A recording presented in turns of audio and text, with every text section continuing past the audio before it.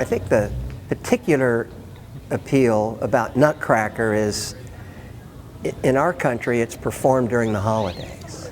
And everybody's very, very familiar with the music. Everybody's in a good spirit. The holiday is a happy time, families. And our production of the Nutcracker is about families. It's a story about a family. It's a story about a young lady. She's, in our production, her name is Maria, and she's about 13, 14 years old. And her relationship to Drosselmeyer, and in our case, we have the pleasure of presenting Drew Thomas, who I've known since the 80s, and he's flourished into this amazing illusionist magician. So we've been doing off and on, you know, this Drosselmeyer for many, many, many years. And you really can finesse things. It really is fun telling the story through the magician. Well, last year was very interesting. I was brought in as a consultant to help create magic for the Atlanta Ballet, to make the moments a reality where magic was once implied, but now suddenly it's real. However, this year I'm stepping up to the front line and taking on the role of Herr Drosselmeyer, presenting the magic. As an illusionist, this is a marvelous opportunity because I get to create magic in an environment that's a lot more real than if I were a magician doing a magic show. The reason being, in that case, in a magic show, I have to try and convince you to believe me, but in the context of a story, of a ballet, well, you want to believe. The story pulls you in and suddenly magic happens and you're like, wow, that's great. Call for it, catch it, boom. I've had to exercise some muscles that go beyond my magic muscles, such as my dance muscles, learn to plie and all those things. Thankfully, movement comes naturally to me. However, no, I am not a dancer. And with John McFall's, our artistic director, John McFall's interpretation, he has Drosselmeyer playing a very active role, not only as this mysterious character, but he is also partnering with Maria.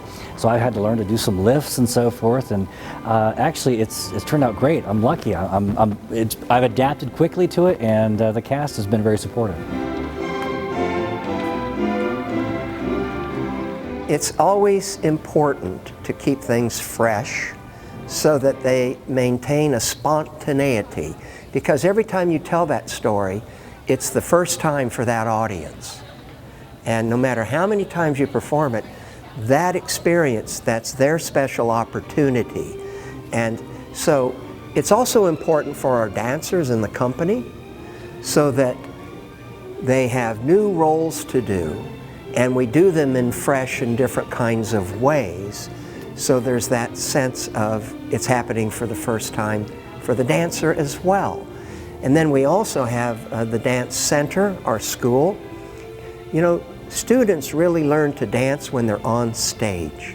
That really pulls everything together. It gives it purpose, because when you're in the studio and you keep replicating these tendus and grand battements and whatever, but when you get in a costume and you're capturing the character, you're conveying this feeling, you're collaborating with all of your colleagues, you're helping to bring this experience to the audience, that's really unique and wonderful. And so we also are very interested in putting as many students on stage as we possibly can. We have 4 casts, and we also mix it all up. So you're performing with different people in different performances. And so it keeps it, you're literally on your toes. This is my 4th season to do the same stuff I've been doing since my first year. But every time I have to do it, I think I grow every year because I put something different every time I have to do it. So it kind of feels fresh.